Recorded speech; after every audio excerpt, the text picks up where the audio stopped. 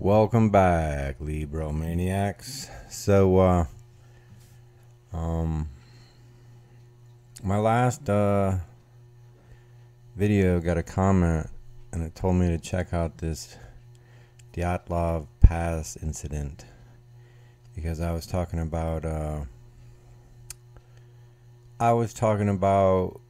Seirim and Neanderthals, and are there a few stragglers left behind, and these are these sightings of satyrs and Bigfoot and whatnot. And one of my actually, I'm gonna give him a shout out. Let me look him up on my so one of my commenters told me to check out these videos on this Dyatlof Pass Incident, where these Russian hikers back in 1960 something were all found dead. That was from Mr. Nonsense 2900. Thank you, Mr. Nonsense 2900. So I've basically spent a whole day watching videos, some of them multiple times. Some of them so mind-numbingly stupid, and because these are supposedly the most scientific ones, and I have never seen this on my phone before. I was so you look up Dyatlof Pass Incident on YouTube or Google, but on YouTube it brings up one of these little context boxes. And so far, YouTube is 100% with me. Every time I have seen a context box, it was BS, it was the official story, and it was the least plausible. But when I was looking up this on YouTube, and I've never seen this before in my life, the Wikipedia entry was the #1 thing. It's not a video. Like, it literally gave me the Wikipedia link to the website on YouTube as the #1.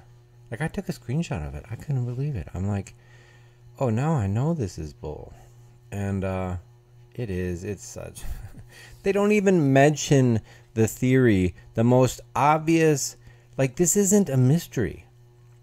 The reason the Dyatlof Pass Incident is a mystery is because the only solution to the answer has been ruled out by science as Yeti's stupid and it's a myth and it doesn't exist. And that's their argument. That is the sum total of their argument in a thespian style, as a child throwing a tantrum.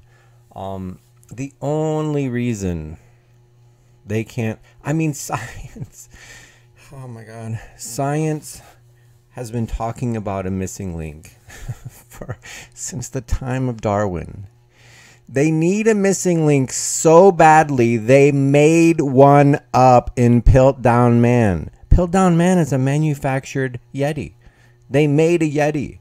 Like, they made a missing link because they won't acknowledge the real missing link, which is the Wildmen, which is reported by every indigenous culture near a forest, mountain, or desert. And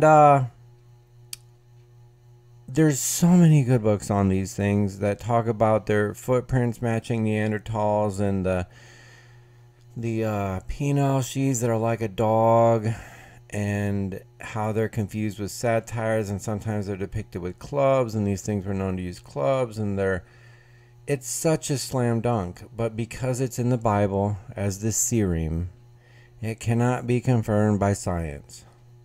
So because it cannot be confirmed by science, the scientific community has to rule out the only plausible explanation as to what happened. And there's so many videos that leave out so many important context about this thing. For starters, the mountain where this occurred translates to "don't go there." They got diverted by bad weather, And the mountain peak that they ended up on was called Dead Mountain, which was known to have a hairy hominid inhabiting it that was aggressive. And before they went, these native people, these indigenous people, told them, oh, by the way, don't go through that pass, because that mountain pass, there's been sightings lately of they call it a menk, M-E-N-K, M-E-N-Q-V is how I saw it written on a couple different YouTube videos, excellent ones, by the way. Because not only has it been sighted, but it's been killing livestock and reindeer and deer. Okay, the pass you're about to go through, not only is there, they said this thing has lived there for thousands of years. They don't go there. It's forbidden. You know, like, it's forbidden by these people to go there because it's that dangerous. The indigenous people have been reporting this forever. And, you know, the scientist comes in and says, oh, you say that you've lived here your whole life and you have reports of these wild men that match our descriptions of Neanderthals and could easily, you know, survive in these areas where nobody penetrates into. You know, these are forested, mountainous, cold regions that these things are adapted to that humans aren't, and they're just as well explored as the bottom of the ocean. You know, and so anyways, it's so obvious this was a Neanderthal attack and it wiped these guys out, and yet you're literally watching videos where they're talking about you know, the scientific theories are an avalanche. You can see the pictures. You can see the pictures of the slope it's on. It's almost hard to tell it's on a slope. It's clear from the pictures that there is not an avalanche that occurred here, but yet they go with the avalanche. Then there's this hypersonic sound caused by a certain type of wind tunnel effect on the side of a mountain that scared them and froze them immediately. And anyways, these are the scientific theories, supposedly. You should put air quotes around that. They're absolutely nonsense. There's weapons testing theories, which are even more nonsense. There's surprisingly, there's more nonsense than that. There's alien theories because they took pictures of lights in the sky, but that could be water damage from the photo, for the water damage to the film. And that's what's interesting. There's so many things that have like multiple explanations. There's so many things that they're said, you know, like somebody says, well, they, you know, broke branches off a tree, but there was firewood around them, so they must have been trying to make weapons. And I'm thinking, well, or you don't want to go out and collect it because it's nearby, you know, like you might just be sticking with the one tree that you know he's not up, and so you're just cutting some branches out of that and whatnot. And then it's like, well, when did everything happen? You know, like there's two groups. There's the groups that were barely clothed nearby that didn't have the Yeti wounds, that probably did die from hypothermia. I think there's like 5 of them, or 4 of them, 5 of them. And then there's 4 that had these horrific wounds that are clearly, you know, all consistent with these types of Wildmen attacks, because they're incredibly powerful. They can literally, you know, pull saplings out of the ground easily, like small trees. They can uproot. That they can throw weights around like 10 times the strength of a human. So, you know, that's why it looks like they got into a car crash. They did. Like, this thing was that damaging. They're known to like swing animals into trees and rocks, whether it be dogs or humans. So that's how they kill things. They grab them by their hind legs and they swing them into something and shatter them up against a tree. And these things are 10 times more powerful than a human. So just imagine the damage that would do. But yeah, they ignore all these indigenous reports from the Mansi that have talked about these things for thousands of years. Everyone thinks Yetis don't exist because we haven't found them, but they're not. What they don't realize is there are areas of Earth, in addition to the ocean, that are as poorly explored as the ocean, and that is some of these areas. Secondly, these aren't apes with half our brain size. These are Neanderthals with bigger brains than us. And this is their territory. And they're very well adapted to it. You do not have a chance in hell of going to get it. You do have a better chance of just randomly bumping into it if you just happen to be in its territory. So there's so many misconceptions about this, but this story is so fascinating. And not only are there these things, well, there's, people leave out the fact that they were cutting eye holes in the tent. They didn't just cut their way out of the tent. They cut eye holes in the tent facing the tree line. They knew something was out there and were seeing like, oh, fuck, it's coming. Oh my God, that would be so terrifying. There's interesting reports about how they were talking about it before. They were talking about sighting, like, we're going to get photographs of this thing. Apparently they all brought cameras.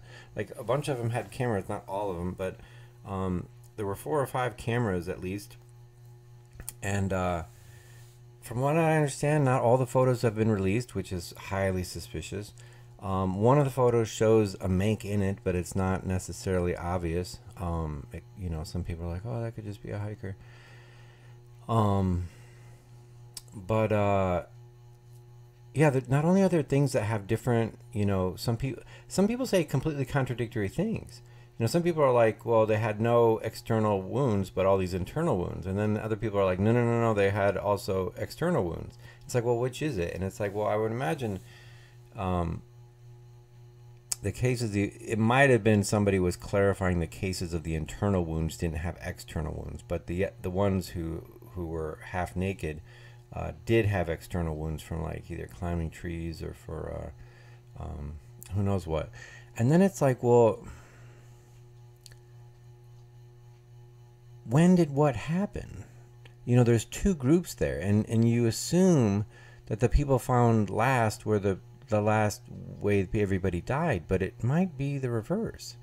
Like, imagine if this thing springs up on them while they're hiking and takes out 4, like if they're in a group and this thing attacks them, it could easily, I could see it go down 2 different ways. I could see it taking out 4 people, like being that badass. I could see it also taking out 1 person and the others try to help and end up getting effed, and then half the guys escape.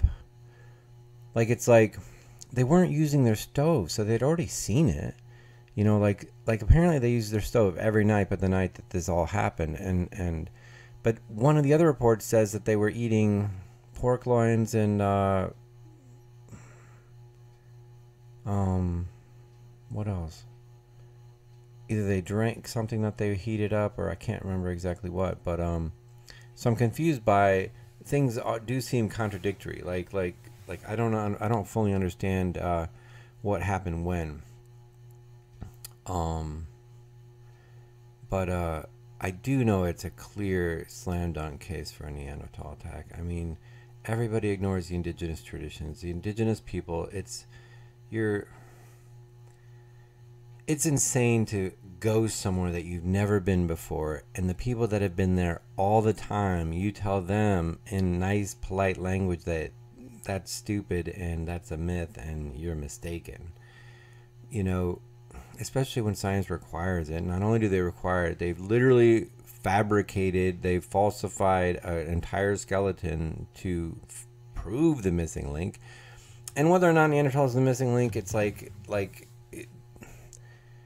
they used to think that, and now they don't. But however you want to slice it, Neanderthals are either cousins of us, and so they're already known, or it is this whole thing is a missing link between these 2 things, and it's been required for science since Darwin. Like, however you want to cut it, it's purely scientific. The only reason science doesn't accept it is because it's in the Bible. That is the only reason, and that's nonsense. Like, I get you don't to dismiss